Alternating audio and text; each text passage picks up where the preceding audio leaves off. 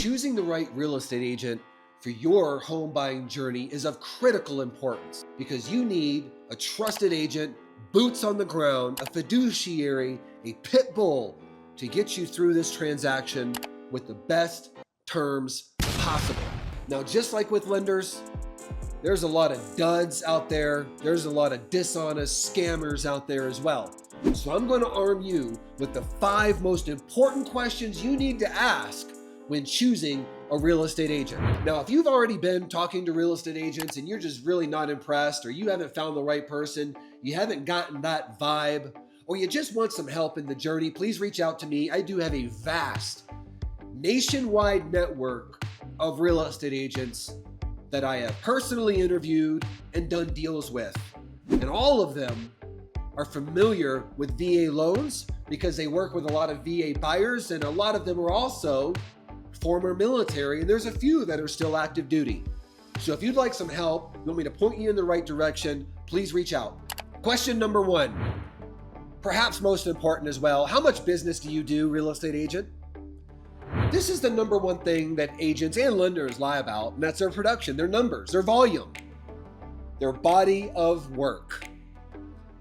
A lot of times, a buyer will tell me like, yeah, I'm working with so-and-so, and I'm like, I've never heard of them. I do a lot of business in this market. I've never heard of them. So I'll go to the person's Facebook page, and it'll invariably say, top producer, whatever the hell that is. So then I will go and look up this individual's production. And by the way, just like with lenders, I can look up any real estate agent in America and tell you exactly how much business they've been doing, how many buy sides, how many listings, everything. So I'll go look up this agent. They have 4 deals last year, 6 deals last year, 11 deals in the last 2 years. Possible. And I'm not trying to besmirch anybody. Like, people have different goals and then different challenges, whatever. But if you're doing 6 deals a year, you're not a top producer. So don't let any agent fill your head with this nonsense, okay? Make sure they're being honest about where they're at, their production, their experience. And that's what it's really about. It's not necessarily about the production, the volume, and all that. What it is about is experience. Because real estate is just like anything else. The more you do, the more challenges and problems you face, the more resolutions and problem solving you learn. It's just a fact of the matter. An agent that's doing 50 deals a year sees, understands, and resolves a lot more than an agent that does 6 a year. Okay? So you gotta know what they're actually doing. And then beyond that, for VA buyers, I personally believe it's really, really important that they have an understanding of the military lifestyle and a little bit of the VA loan as well, because both are just so unique. If you're PCSing and your agent doesn't understand how a PCS works, why you have a report date, what the hell TLF is, can they really give you the best possible service? In my mind, no, they can't. I remember I was buying a home when I was like an E6. Oh man, I didn't know how to ask any of this stuff, okay? And I'm like having to explain to this lady what BAH was, what PCS stood for, like how long a soldier was at duty stations. And I'm like, looking back, I'm like, I was kind of an idiot, right? Because I should have like thought to myself, well, maybe I should be working with somebody that actually understands what this whole process is going to look like from my point of view. And remember, I say this all the time because it's true. The veteran and service member demographic is the most exploited demographic in real estate, especially active duty, because they think you're an easy target. You are guaranteed pay, like even during COVID, you were getting paid. You move every 3 to 4 years. Most of us, frankly speaking, don't know shit about home buying or the VA loan, so we're easy to take advantage of. Dude, we're the golden goose. They love us, but don't let them take advantage of you. So make sure you know how much business your agent really is doing, and are they familiar with VA buyers, and do they understand the process of PCSing, of a medical retirement, of a traditional retirement, all of it. They've got to know that. Number 2, okay, real estate agent, are you a full-time or a part-time agent? And this is really, really critical because a surprising number of agents, especially in a challenging market like what we're in now, are part-time agents. Yeah, they're online talking about selling homes and being a top producer. In reality, they spend half their time at Starbucks or some other job. Maybe they're selling essential oils, who knows? The point is there's a good chunk of their day that they're not accessible to you, and they're not expanding their base of knowledge. Is that really giving you the best service? Because look, even in a down market, right, a lot of things in real estate have to happen now. So if you hop on Zillow and you see the home, perfect price, right number of bedrooms, right garage, great yard, good location, and you want to submit an offer that afternoon, but yet your agent doesn't pick up the phone. Why? Because they're going door to door selling vacuum cleaners. You can't have that. Make sure your agent is on the job, full-time, fully committed to you. You gotta have it. No part-time agents. They need to be accessible. They need to know what they're talking about. So agent, are you full-time or part-time? And if you don't, you think they're lying to you, just find them on Facebook. That'll tell you the truth. Number 3, you need to set expectations for communication. So you can ask, hey, realtor, what kind of communication can I expect from you, both pre and post contract? I talk to a lot of buyers nationwide, okay? So because I go so hard consumer direct like this right here, I speak with an unusual number of buyers who've already talked to a realtor or even a lender or whatever.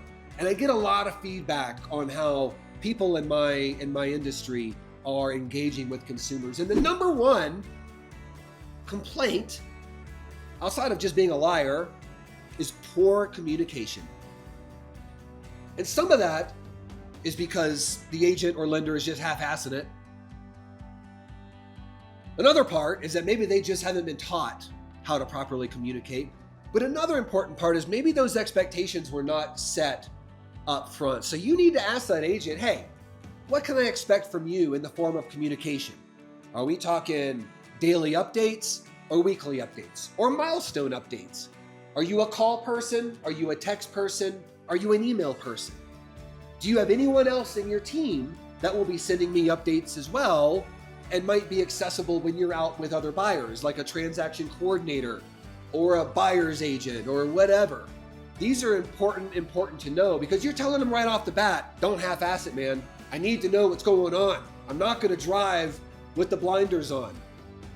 I like to be informed. I like to be educated. I like to have the warm and fuzzy about where I'm at in the process and what comes next. Because I've been on that other side of it too, man. When I was buying a home, nobody was talking to me. Don't know what the hell's going on. Is everything hunky-dory? Is it all burning down around me? Oh, I'm just sitting here in my house hoping for the best. Not a good feeling. Set the expectations for these agents up front when it comes to communication with them and their team.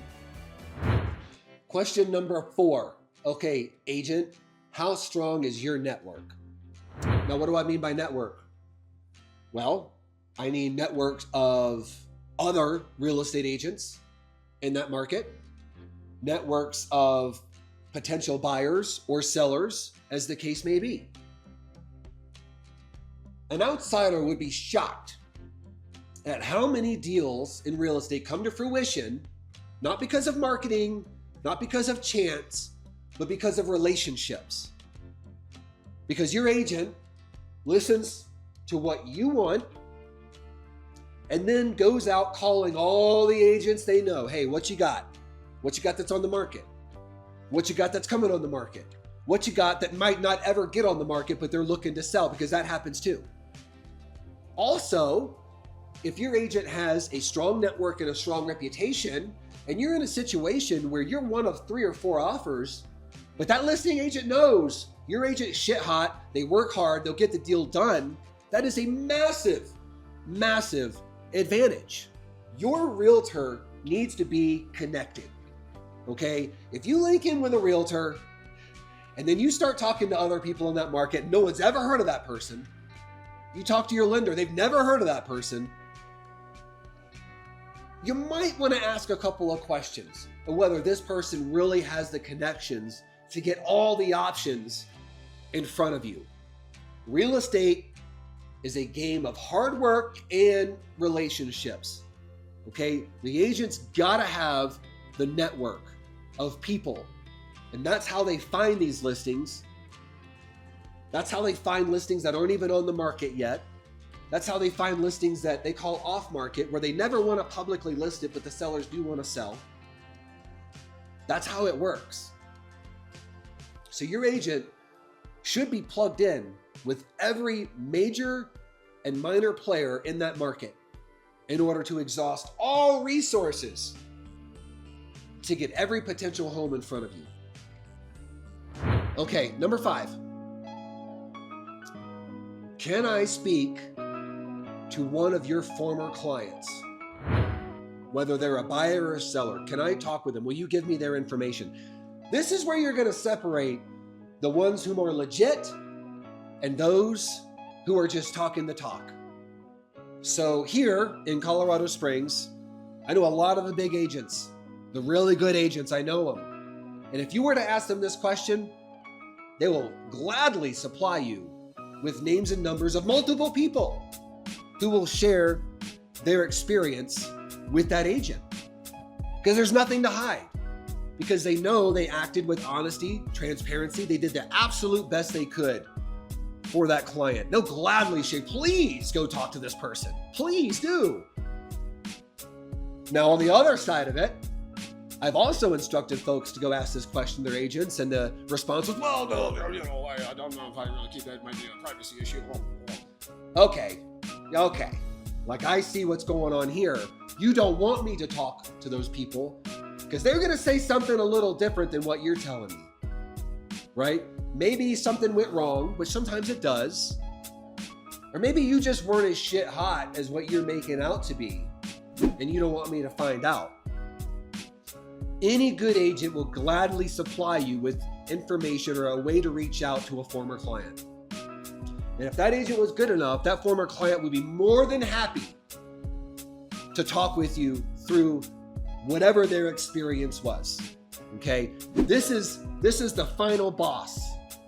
A third party, someone who went through the process that you're about to embark on, is willing to share how it was working with this prospective agent. Okay, you got to do this, man. Again, if you are just uneasy about whom you're talking to, you haven't gotten the vibe, you just want a trusted referral, I do have a nationwide network of agents. Please reach out. I don't care what state it is, what county, city, I will put someone in front of you that is vouched for. You don't have to choose them, but you can interview them. And they're coming from a trusted source. All right, now those are the 5 questions. I'm going to give you a bonus one too.